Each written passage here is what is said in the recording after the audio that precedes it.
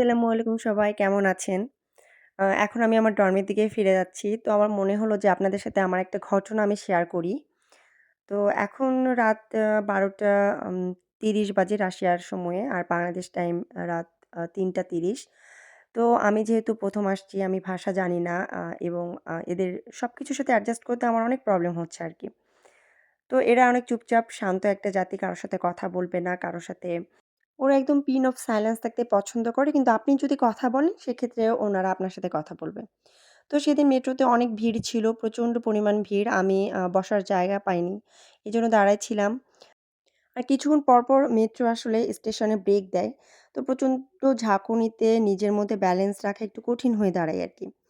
তো এরকম হঠাৎ করে ঝাঁকুনি আসে আর আমার কনুইটা গিয়ে একটা রাশিয়ান ভদ্রমহিলার কপালে লাগে এবং উনি প্রচণ্ড রকমভাবে আঘাত পায়। আমার যতটুকু মনে হয়েছে, যেহেতু আমি ভাষা জানি না, আমি তো ওনাকে বারবার সরি বলছিলাম, কিন্তু উনি আসলে আমার ভাষা বুঝতেছিল কিনা আমি জানি না। পরবর্তীতে আমার নিজের মধ্যে অনেক গিল্টি ফিলিংস হয় এবং আমি জানতাম না যে সরিকে রাশিয়ান ভাষায় কী বলে এবং আমি বাসায় গিয়ে এই ওয়ার্ডটা শিখে নিই যে রাশিয়ান ভাষায় সরিকে ইজভেনিয়াতে বলে।